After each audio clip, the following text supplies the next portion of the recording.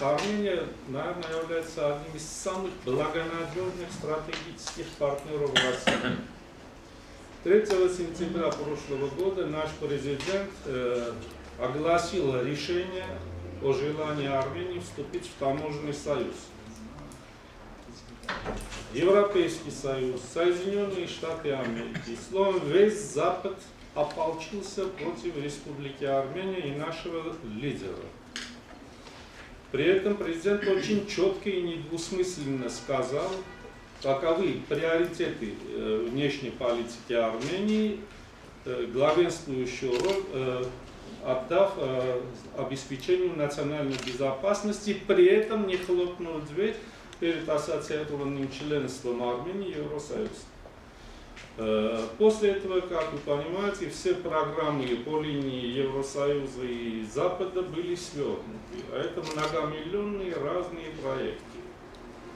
Естественно, такое решение президента, оно исключительно в интересах армянского народа, нашей нации.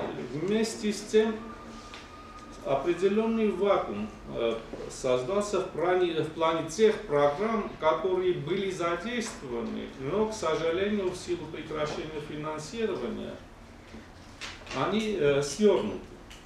Вы очень правильно заметили и привели цифры 2011, 2012, 2013 годов по линии трансферта, поступающих в Армению из России. Они абсолютно точны, но я хочу сказать, каков их удельный вес в общем объеме трансферта. В 2011 году объем поступлений из России в форме трансферта по линии банковской системы составил 89-98% от всего объема трансферта.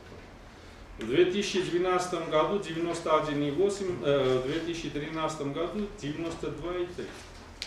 Большой отток населения Армении в Россию обусловлен не в последнюю очередь, здесь не в первую очередь, тем, что стратегический партнер России оказался в блокаде со стороны Турции, со стороны Азербайджана.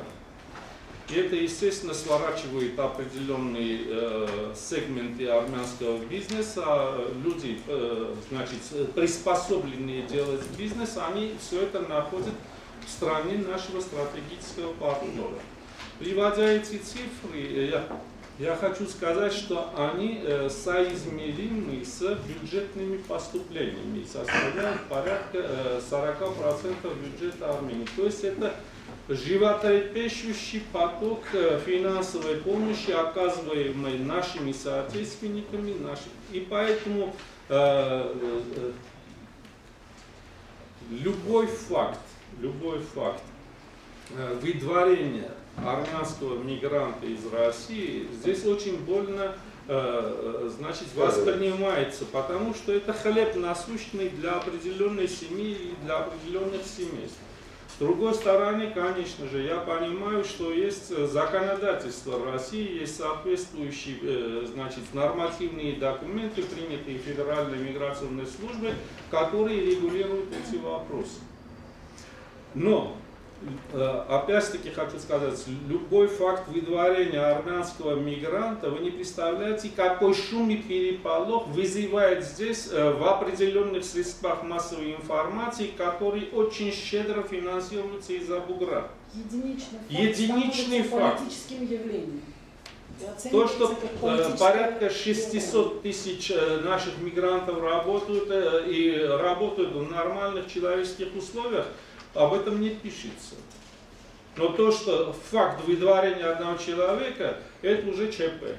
К сожалению, это может со временем перерасти в качество. Я не случайно сказал, что 3 сентября наш президент Серж Азатович Саркисян принял судьбоносное правильное решение по вхождению Армении в таможенный союз. Вместе с тем он сказал, что не захлопывает дверь перед ассоциированным членством в Евросоюзе, и это возымело свой неприходящий успех не только для Армении, но и для России. Поясню почему.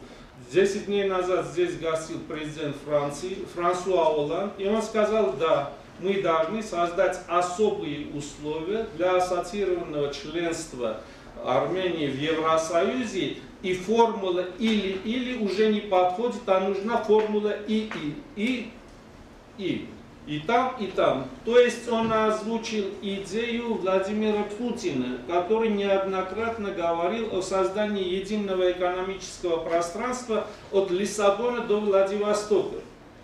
Так надо же все это поддержать как-то. Надо поддержать нашего президента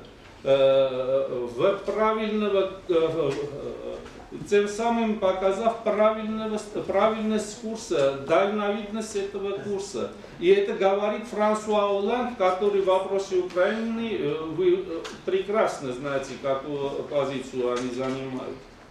То есть фактически Армения явилась первопроходцем создания единого экономического пространства от Лиссабона до Владивостока, и это надо поддержать всемирно и сделать Армению своего рода в хорошем смысле витриной, что такое сотрудничество возможно записано. До принятия соответствующих документов о множестве соглашений и законов, которые идентифицируют наше законодательство с российским в этой области, быть может, циркуляр какой-то послать с учетом всех тех тонкостей и нюансов, которые есть в наших отношениях. Поверьте, Армения берет огонь на себя.